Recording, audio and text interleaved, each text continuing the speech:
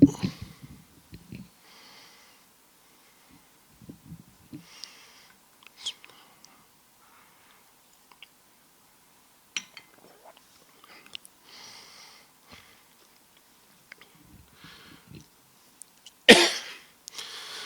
بالله من الشيطان الرجيم بسم الله الرحمن الرحيم الحمد لله رب العالمين والصلاة والسلام على أشرف الأنبياء والمرسلين وعلى آله وأصحابه أجمعين أما بعد فأعوذ بالله من الشيطان الرجيم بسم الله الرحمن الرحيم إن الله وملائكته يصلون على النبي يا أيها الذين آمنوا صلوا عليه وسلموا تسليما اللهم صل على سيدنا محمد وعلى آل سيدنا ومولانا محمد وبارك وسلم السلام عليك أيها النبي ورحمة الله وبركاته السلام علينا وعلى عباد الله الصالحين.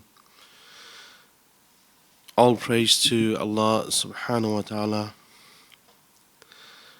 who has given us this ability and created this opportunity for us to be here today. Allah subhanahu wa ta'ala creates the situations and it's for us to make the choices, whether we want to make the right choice or the wrong choice. That's up to us.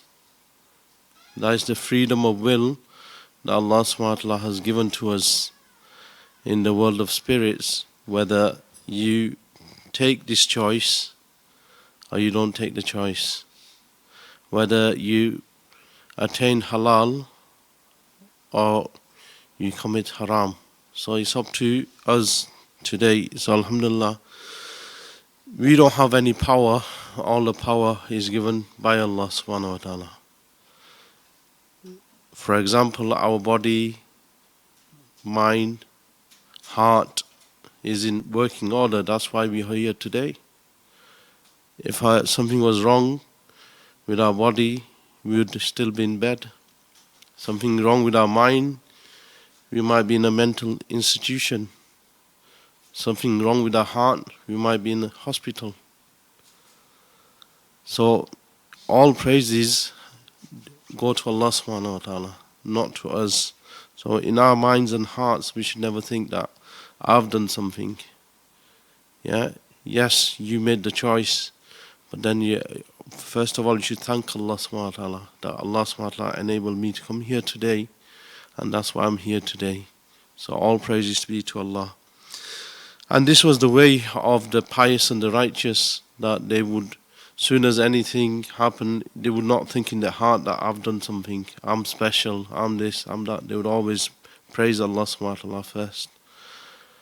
And if somebody praised them, they would say, Alhamdulillah, it's all thanks to Allah subhanahu wa ta'ala. And in their hearts they should think as well that Alhamdulillah, Allah blessed me with this opportunity and I took this opportunity as well. So with one eye, you should think that Allah subhanahu wa ta'ala has blessed him, and with the other eye, he should know his reality, who he is, where he's come from. So that's why it's very, very important that we understand this. Second is, we have to praise the beloved Messenger sallallahu alaihi wasallam, who, for him making the sacrifices sallallahu alaihi wasallam, Islam has reached to us today, and we have this great opportunity, this blessed opportunity to enter Jannah. Without the Prophet sallallahu alaihi wasallam and the companions making the sacrifices, then how would we have known about Islam?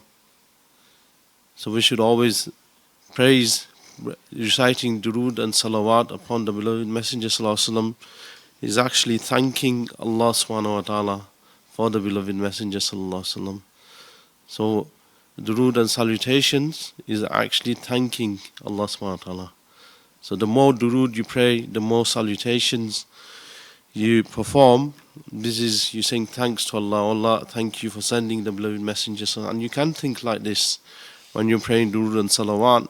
You remember the life and the seerah of the beloved Messenger sallallahu alaihi wasallam, and then in your mind and heart you're thanking Allah. Allah, thank you for the beloved Messenger sallallahu alaihi wasallam while you're praying the salawat.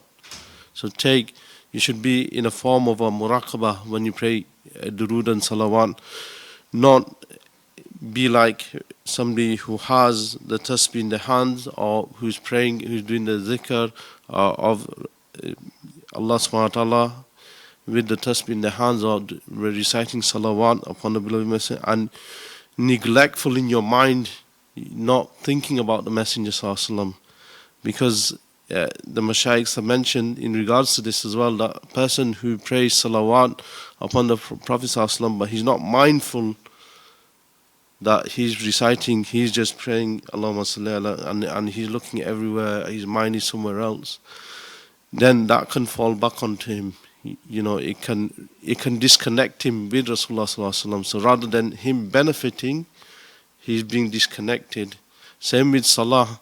When you pray salah, and if you don't pay attention to salah, the salah will cut you off from Allah subhanahu wa ta'ala. Rather, you think is benefiting you, it's not going to benefit you. There's the hadith of Rasulullah sallallahu alaihi wasallam in regards to where the salah won't even go up to the heavens. It'll go to a certain point, it gets wrapped in a black piece of cloth and thrown back into the person's face because he was neglectful of Allah subhanahu wa ta'ala. So it's like being in the court of Allah subhanahu wa ta'ala, being in the court of Rasulullah. So imagine you're in the presence of Rasulullah sallallahu alaihi wasallam and your mind is somewhere else. So Rasulullah sallallahu alaihi wasallam is present. So you're supposed to be 100% attentive when Rasulullah sallallahu alaihi wasallam is present. But you're looking at Rasulullah sallallahu alaihi wasallam, but your mind is thinking somewhere else and you're not paying attention. So it's very important, even in the presence of the Mashayikhs, the person should 100% control his mind, heart, while in the presence of the Mashayikhs as well. So peace and salutations upon the family of Rasulullah sallallahu alaihi wasallam and upon the whole ummah. So inshallah, there are 3 lessons we're going to learn today. And inshallah, if you keep this in mind, then inshallah you will benefit a lot. So the first one is we're going to learn about how much power does the Shaitan actually have. How much power does he have? And how much power do we think he has? So many people are neglectful of this. They think that Shaitan has certain degrees of power and he can do certain things. But we will learn today. And not only that, we will listen to the speech of the Shaitan. We will learn about the speech of the Shaitan, which Allah subhanahu wa ta'ala has mentioned in the Quran itself. So have you ever heard of the speech of the Shaitan? So today you're going to listen to the speech of the Shaitan, what he said. The second, we're going to learn about what trick he uses to destroy us. So what are the tricks of the Shaitan? One particular trick we're going to learn about today. And who's going to teach us about this trick? If I said to you now and said that we're going to learn about the trick of the Shaitan, so if I just ask randomly anybody, who do you think is going to teach us about the tricks of the Shaitan? Somebody? Anybody? Hamza? Shaban? Who do you think is going to teach us about the tricks of the Shaitan? Allah. Or somebody might say, the Messenger sallallahu alaihi wasallam. But Shaitan himself is going to teach us. The Shaitan is going to tell us what tricks he uses. So imagine that. If the Shaitan himself is saying that I'm using this trick to destroy humanity, I'm using this trick to destroy people, so you're learning from him. And so the easiest way for you is to think that, okay, Shaitan is doing this on me, he's doing this on everybody, I just have to refrain from this and I'll be safe from him. Simple. When we make the deen hard, Allah subhanahu wa ta'ala makes the deen easy for us. The Messenger ﷺ has made the deen easy for us. Majority of the time we fall into traps and situations is because our own negligence. It's our own fault. And the third thing, Shaitan is going to teach us the tricks he uses, and we're going to learn about a certain methodology, a certain technique that is used by the Prophets ﷺ, is used by the pious and the righteous, is used by the awliya Allah to stay away from the tricks of the Shaitan. So inshallah, these are the three things inshallah we'll go through today. And I hope we all benefit from it, especially myself, inshallah. So in the Hadith of Bukhari, is mentioned about the Day of Judgment, that people will come crying, not only crying normal tears, but after a while the tears will dry up and they'll have tears of blood. They'll be crying. People will be crying. People will be drowning in their own sweat. Some according to the levels of the sins that person has committed. Some might be up to the ankle, some up to the knees, some up to the neck, some even above. People will be chopping their arms off, chopping their heads off, carrying it in their hands, thinking that they will die. Once the physical death has happened, then how are they going to die? So the situation is very grave. It's going to be very hot on that day, and it's been mentioned that the sun will be above our heads. Imagine the sun so far away now. He said the sun will be above our heads, and people will be crying, screaming. Nobody will recognize each other. Everybody will be worried about their own selves. And they will wish that they had performed good deeds in the world so they could have been saved. They would have wished that they did the purification of their body, mind and heart on that day. That's one of the things that they regret, that they knew about how to get close to Allah subhanahu wa ta'ala.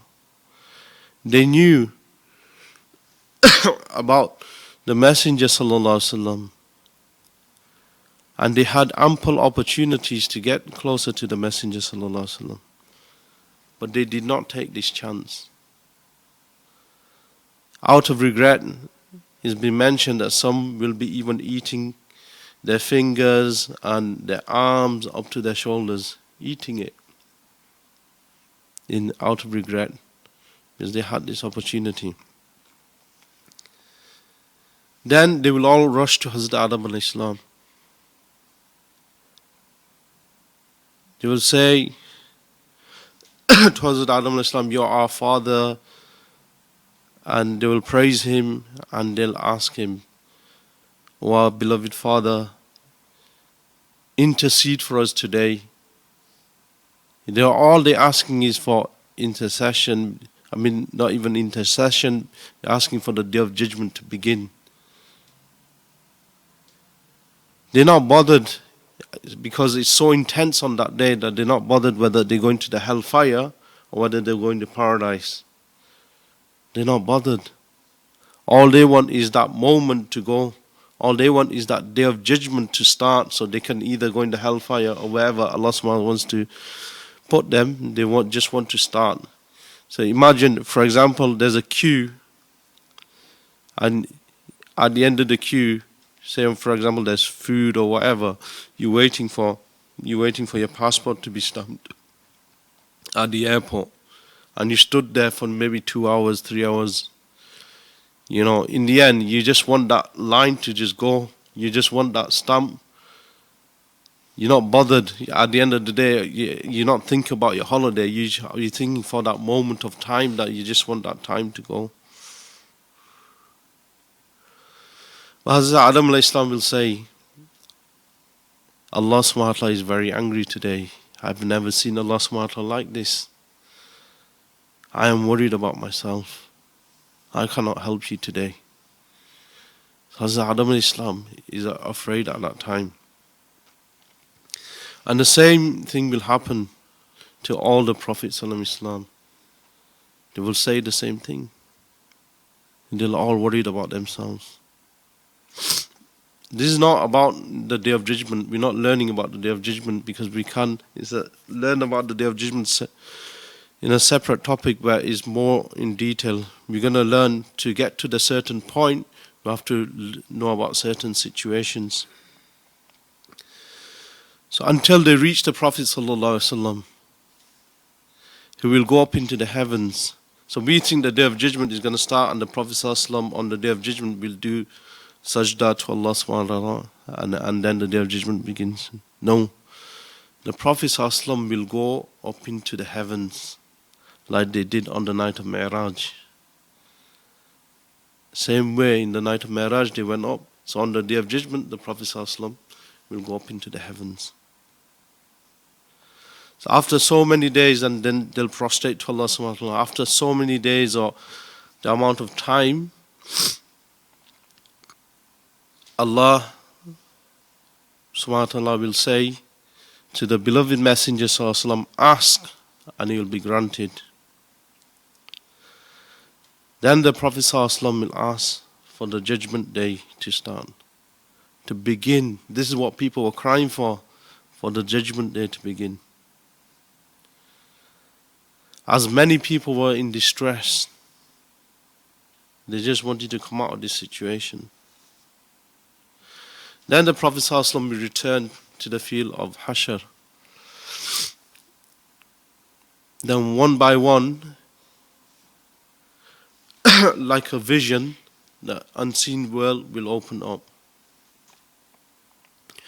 The first heavens will open up. So the first heavens, here the Prophet ﷺ has come down, and then suddenly you'll see the first heaven will open up. And you see like doors of Jannah of the first heaven. And many angels will descend. Many vast amounts of angels will come. Then the second heaven will open up. Again, numerous angels will come up until the seventh heavens. And then the arsh will be seen. Normally they say that there are 4 angels that carry the arsh. But on this day, there will be 8. Imagine how angry Allah subhanahu wa ta'ala is on this day. There will be 8 angels carrying the arsh. Then Allah subhanahu wa ta'ala will address the people. So Allah subhanahu wa ta'ala, however, Allah subhanahu wa ta'ala will come, then Allah subhanahu wa ta'ala will address the people. O people, since I have created you, you were talking. Since Allah subhanahu wa ta'ala has created us, we were talking. I was listening.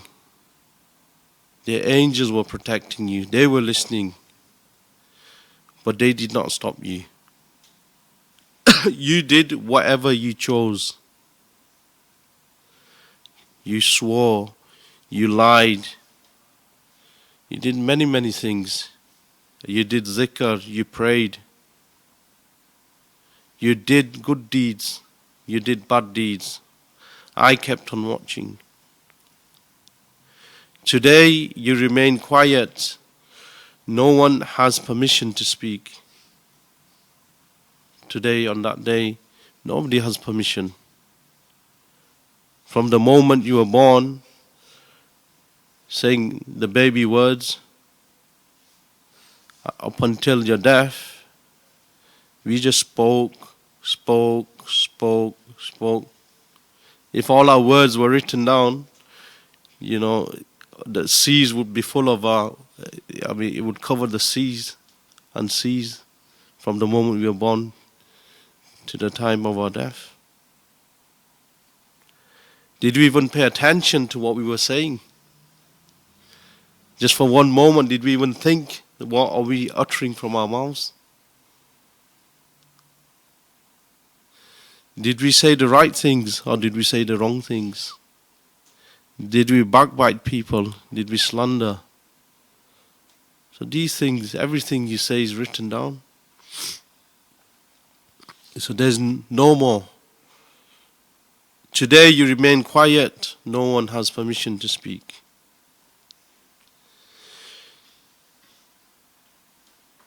Today, if your good deeds,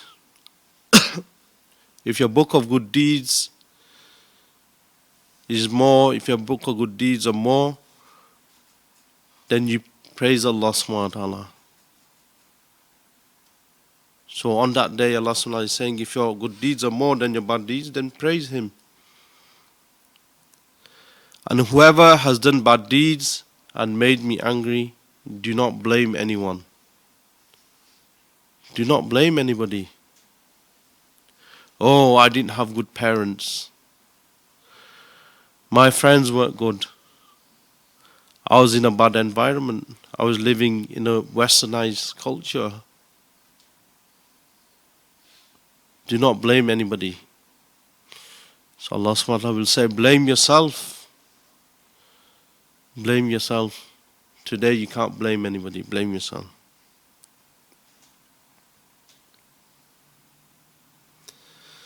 So to the point the Mashaykhs are mentioning, do you think that Allah subhanahu wa ta'ala has given more power to the Shaitan and less to you? So he can beat you up whenever he wants and take you away from the deen? This is the question they're asking. Do you think Shaitan has more power? So when the decisions have been made for paradise and hellfire, people will say the same thing that we do today. Oh, it wasn't me, it was the Shaitan. The Shaitan came and he took me away. Did you see the Shaitan with his red horns and he grabbed you and he says, come on, we'll go this way. We'll go that way. I think if you'd seen the Shaitan, you would have run a mile. If you had seen the Shaitan, we would have run so far away. Never mind performing the deeds he's telling us to do. So that's the question. Has Allah subhanahu wa ta'ala given Shaitan more power than you? That he can do whatever he wants to you? So people will come to the Shaitan and start blaming him. It was him, it was him, you took us away. Wallah, it was him. You know, they're trying to put all the blame on him so they can get away with it. Today we do exactly the same thing. You know, today when something goes wrong, oh well, it wasn't me, it was him. Brothers blame brothers when they're in the household. Say, oh, it wasn't me, yeah, it was him. I get it all the time. I get it all the time. Oh, tidy your room. Oh, it wasn't me, it was her. You know what I mean? Blaming the other sister or the other brother. It wasn't me. Oh, why? He or she has to pick it all up. I don't have to pick it up. So Allah subhanahu wa ta'ala said, okay, you're blaming the Shaitan. Then Allah subhanahu wa ta'ala will order a chair made from fire in which the Shaitan will sit. So Allah will order a chair, it'll be made out of fire, and the Shaitan will come and he'll sit. And he'll address the people. And this is the conversation that took place. It's in the Surah Ibrahim, verse number 22. And this is the conversation Allah subhanahu wa ta'ala is telling us that will take place. So when the match has been concluded, and the Shaitan will say, indeed, Allah has promised you the promise of truth. Shaitan is saying, indeed, Allah had promised you the promise of truth. And I promised you, but I betrayed you. But I had no authority over you. So Shaitan is saying, I had no authority over you, except that I invited you. And you responded to me. Yeah, I invited you. So for example, it's like this. You sat at home and somebody rings you up and says, do you want to go out for a meal? Yeah? So somebody rings you up and he says, do you want to go out for a meal? So you say, okay, let's go. So you go to wherever you're going. You want a pizza, you have a pizza. You want a burger, you have a burger. You want a steak, you have a steak. And you go out and you eat. Alhamdulillah.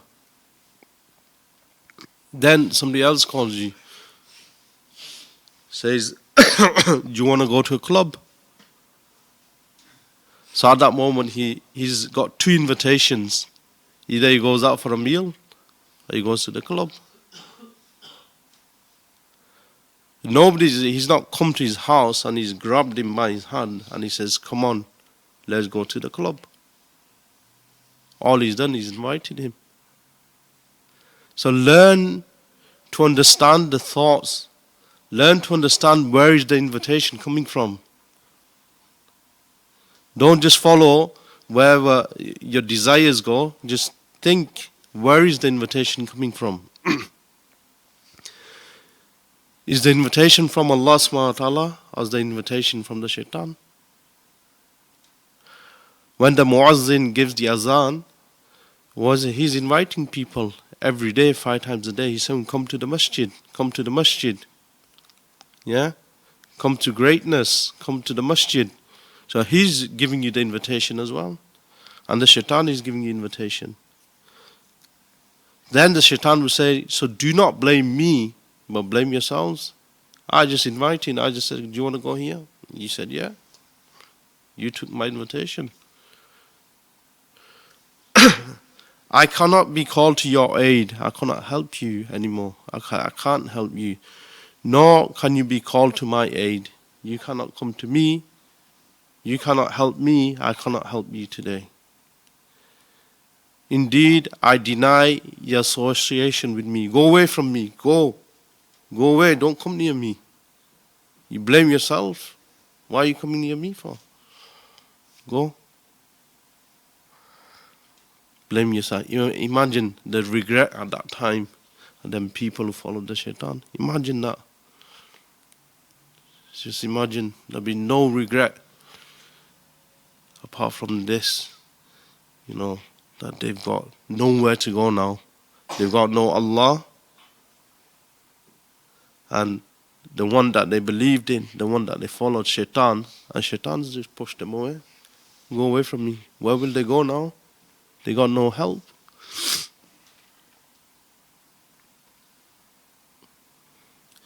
Indeed, for the wrongdoers is a painful punishment. Now the Shaitan himself is going to be punished, and he's telling us, he's telling them people at that time that indeed for the wrongdoers is a painful punishment. Imagine the arrogance. Imagine the arrogance there. It's like saying, okay, I'm going to get punished. Yeah? You're going to get punished. You can't help me. Same happened to Abu Jahl, who had the traits of the Shaitan. At the time we're just about to chop his head off, he's saying, oh, make sure that you chop me from right below the neck here. Yeah? Just chop me from here. So when all the heads come together, my head will look the biggest out of all of them. Imagine at that time, imagine the arrogance. He's just about to die. And he's saying that make sure you chop it from there. So my head will look bigger than everybody else. I'm the best. So that's the situation that's going to happen. The Shaitan does not have power. It's only what you give the power to the Shaitan. It comes in many things. For example, we're not talking about good and bad deeds. Let's just talk about good deeds. Time of your zikr, time of your meditation. Shaitan's whispering, oh, I feel lazy today. Don't do it. Do it tomorrow. Do you care? I'll do it tomorrow. And then the next day comes and he says, what are you doing, man?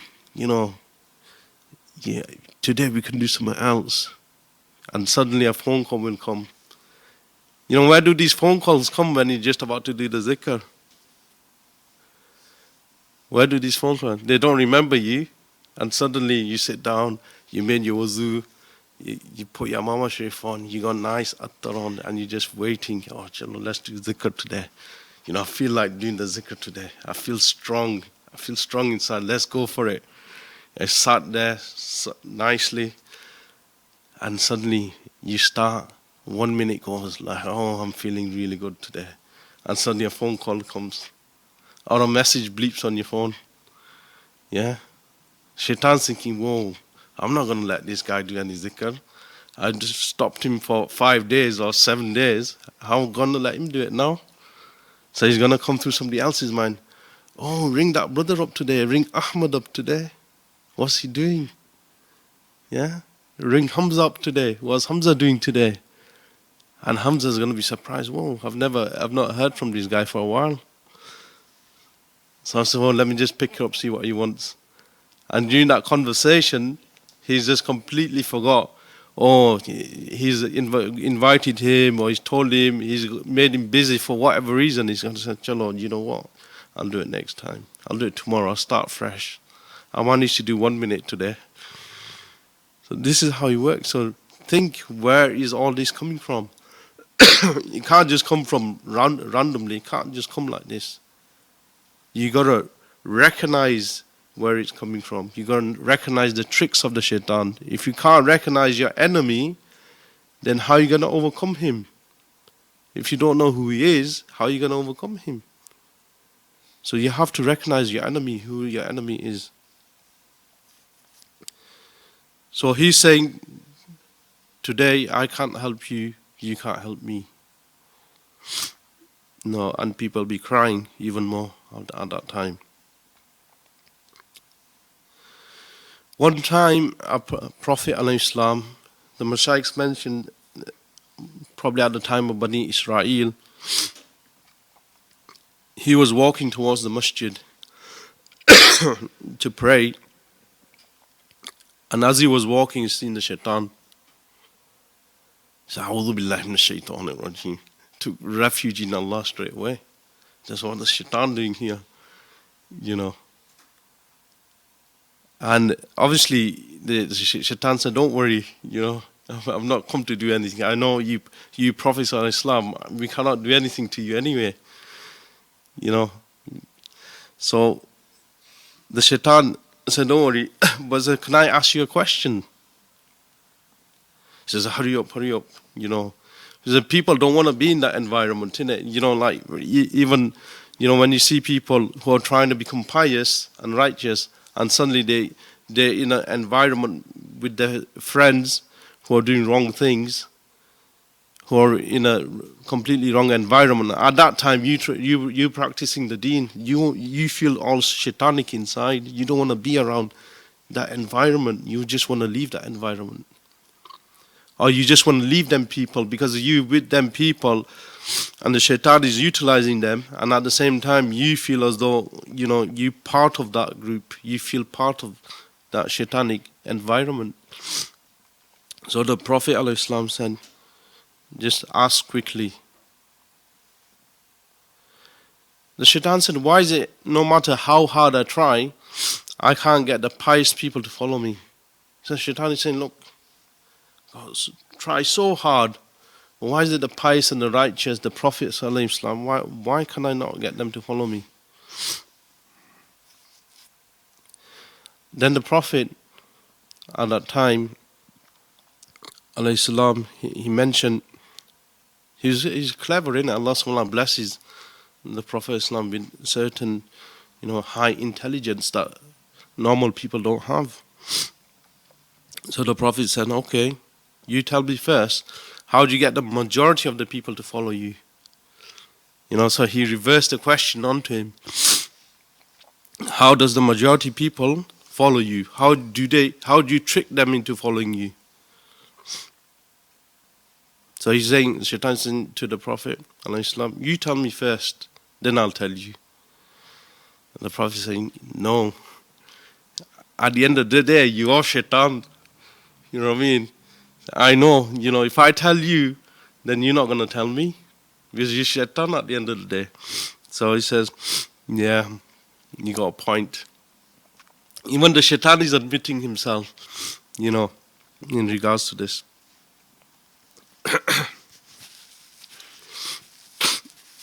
So, the Shaitan is okay. There's two things I use to trick humanity. So now if you learn this, not just learn it. When we listen to speeches, what do? We're here for the moment. We're here for the present. And when we go home, we completely forget. No. Take this into your heart and practice this and see how it works for you. Number one is 2 points. Anger is one of the reasons. So when a person gets angry, the Shaitan utilizes him. It's in a hadith of Rasulullah, it's been mentioned that it's like as though the Shaitan goes into your bloodstream, and it's like a lead. Imagine a lead on a dog. Then he puts a lead around your neck, and wherever he takes you, he takes you here, there, and everywhere, and he utilizes your anger. Imagine how many people have been destroyed, how many people have got divorced through anger. Oh, I didn't mean it. I said the talaq word, but I didn't mean it. I was just angry. You ask the Maulanas, their register will be a list of people who divorced their wives through anger. Look into the jails. How many people have committed murder all over the world? Murder in the jails. Oh, it was that at that moment of anger, he made me angry, so I just got a knife and I stabbed him. I got a gun and shot him. Anger, isn't it? At that time, a person, his mind just completely goes, oh, I wasn't thinking straight at that time. I just lost it completely. Don't control yourself, the Shaitan will control you. Simple as. So keep your anger in check. If you get angry, just walk away from the situation. Just walk away. You don't have to be there. Control yourself. You should know the time is like a volcano. Yeah? Don't wait for the volcano to erupt and the lava comes out. Notice the signs that it's going to erupt. You know what I mean? So you say, you realize that's the moment that you can control yourself, when you know that it's going to erupt. You know that you're going to get angry. Everybody knows when they're going to get angry. Suddenly their fist starts clenching, their teeth starts grinding, the fist is going like this, they're going all tense. Realize these signs, then think, okay, I'm just going to erupt like a volcano. Let me just quickly get out of the situation. Make an excuse. Oh, I've got to go somewhere. Because if you're going to get angry, then the situation's going to go worse. Once you say something, even if you're angry, you won't be able to take it back. And your relationship with your friends, family will be cut forever. Even though they might forgive you in their heart, there's still going to be that, that thing in their heart for you that, this person, he gets angry very quickly. I want to stay away from him. So try to control your anger. And thinking yourself better than somebody else. Obviously, we all know about this anyway. Never think you're better than anybody or anything or even creation of Allah. The second thing, the Shaitan said, I control them, is through their desires. Desires of women, and desires of listening to music. The music has an effect on people. People think, it's only music. Yeah, you know what I mean? There's nothing in it. Music has an effect on you, whether you realize that at that time or not. Many people do many things. Somebody listens to a gangster music, he thinks he becomes a gangster. He sits in his car, he's bopping his head, and next thing he thinks he's 10 men. That's what happens. Where did he think? Suddenly his clothes start changing, he starts getting tattoos, getting earrings. Oh, I'm a gangster now because I listen to gangster music. So desires can be anything. Desires is what you know, I don't know, but each individual person knows his own desires and his weakness where his desire is. Whether it could be money, women, whether it can be looking at women, it can be whether it's backbiting. So know what your desire, know where your weak points, because Shaitan knows you. Shaitan knows you. When you're born at that time, the Shaitan is born with you. He's appointed. He knows.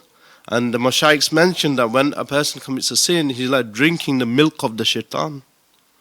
Drinking the milk of the Shaitan. So know. You have to know this. You have to use your intellect. Yeah. So desires, what is your weak desires? Control that. Even the cleverest people and the most wisest people, yeah, Shaitan is even the most cleverest and the wisest people fall like a child. The most cleverest and the wisest people fall because the desire. Who's holding the reins of the camel? It's like the Mashaykhs are giving an example. Imagine a camel and somebody's holding the camel and taking him here, there, and everywhere. So it's like the Shaitan is holding the reins of the camel. And with the camel, we're big. It doesn't matter how clever we are, you know. You see this all the time. We're not talking about people committing sin. We're talking about people who we regard as scholars. Even they're falling into these traps. Even scholars are falling. I don't even want to mention it, but there's a recent incident that happened with a scholar. Recent incident. Scholars are falling. Why? Because they don't have the purification. Why? Because purification course isn't just about protecting your eyes and ears and tongue. It's about knowing what the Shaitan does and how he tricks the people. If it's just about the course, about the tongue, eyes and the ears, why are you coming here? Why come to the majalises? Why are we listening to our teacher?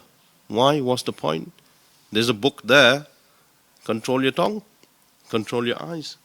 Control your ears. It's there. All there. But that's only limited knowledge. That's only limited knowledge. The proper knowledge comes when you come to the gathering. That's when you learn the tricks. That's when you know how the Shaitan works. And that will increase you in whatever you're doing on the course. That will push you. You will know more about the tongue. You will know more about the eyes. You will know hidden secrets of the Shaitan. That's why you come. So you learn more and more and more. It's not, the course isn't just about the book and then you do it and you tick the sheet 30 days and that's it, end of, finish. The course is a way you live your life. Like the Sunnah. Sunnah is the way you live your life. Islam is about the way you live your life. Islam is not about saying the Shahada and just praying 5 times Salah. It's not that. Islam is about the way you live your life. So many people fall. At that time, the brain doesn't work. When the desires kick in, the brain doesn't work. The brain is out of order. And you hear many people say, oh, men don't think with their brains when the desire kicks in. You hear that all the time. The men don't think with their brains when the desires kick in. The women say that mostly. That's why men get into trouble. It's like a fishing line. Who's holding the rod? The Shaitan. The Shaitan will make you see the little bread on the hook. Yeah? His trick is he'll make you see the little bread on the hook. Yeah? But he won't show you who's holding the rod. So we just go for the bread and then suddenly Shaitan's pulled us into his trap. This is what happens.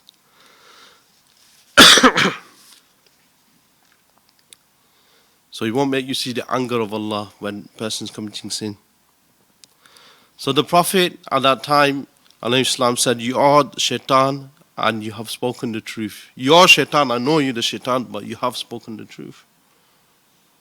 Many people fall astray because of these things. Now the Shaitan says, now you tell me. I tried so many times to keep the pious people astray. How do they save themselves? What tricks do they use?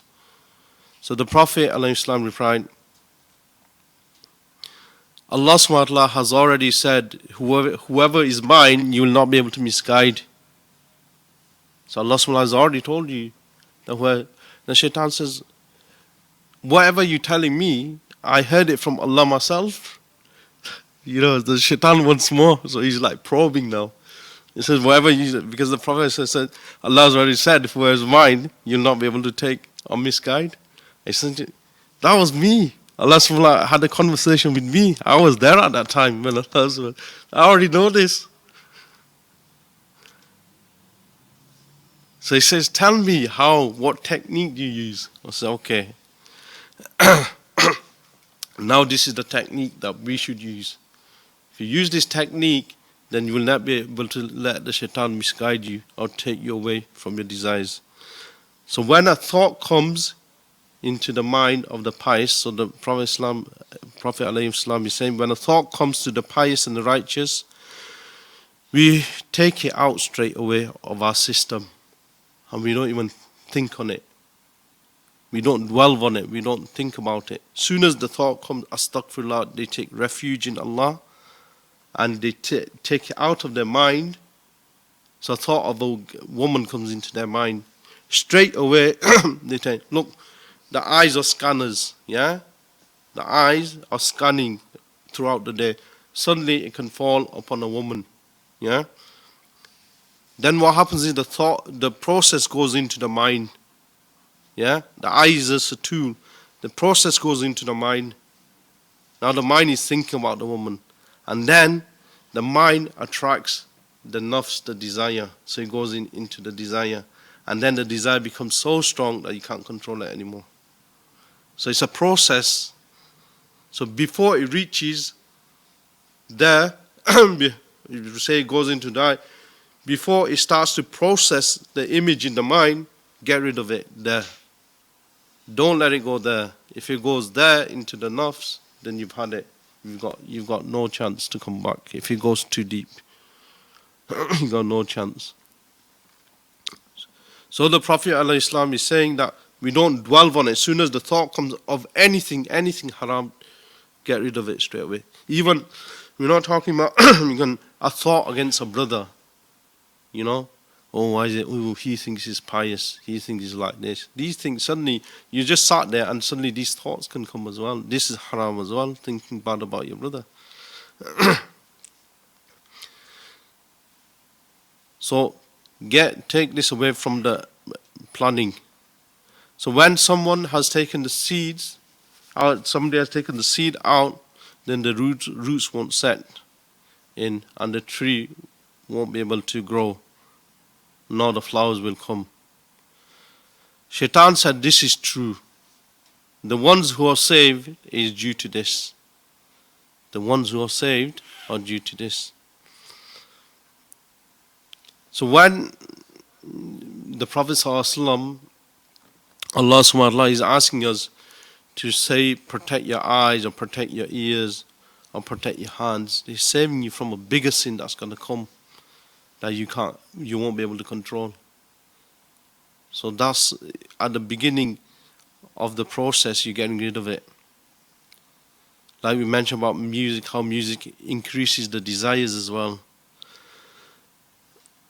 And in regards to praying in the masjid, you know, why is the command of the masjid? Why you can pray salah at home? Why masjid? Why is it emphasized to come in the masjid?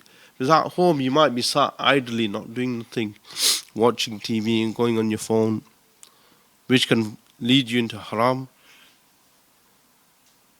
So the masjid, the emphasis on the masjid is there so that you can pull yourself out of that environment that you're in and you come into a good environment.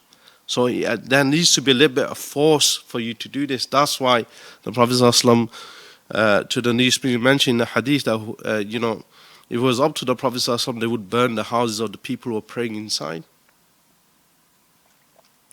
If they're not praying in the masjid because due to the women praying at home, they left it. So it's to pull yourself. When a person is committing a sin and he can't get away from the sin, he needs to pull himself out of that environment and bring himself into a good environment. And that's why one of the reasons these majalis happens, that you bring yourself in a good environment and leave the bad environment. Allah subhanahu wa ta'ala has chosen us over the Shaitan. Just think at that time, Hazrat Adam alayhi salam, Allah subhanahu wa ta'ala chose Hazrat Adam alayhi salam to be his Khalifa in the world. So Allah chosen us from the beginning. Allah chosen us. And this was the Shaitan's downfall as well. Allah subhanahu wa ta'ala has given us a stronger heart, mind. Allah subhanahu wa ta'ala is saying, take refuge in me and I will help you. Take refuge in Allah. So inshallah,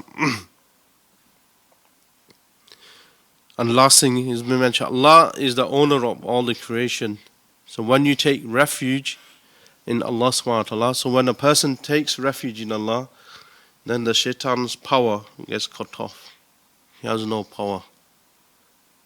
Allah subhanahu wa ta'ala is the all-powerful. So may Allah subhanahu wa ta'ala enable me to act upon what I've said and help us all in regards to being protected from the Shaitan. Subhanakallahumma wa hamdik. Nashhadu an la ilaha illa anta astaghfiruka wa atubu ilayk.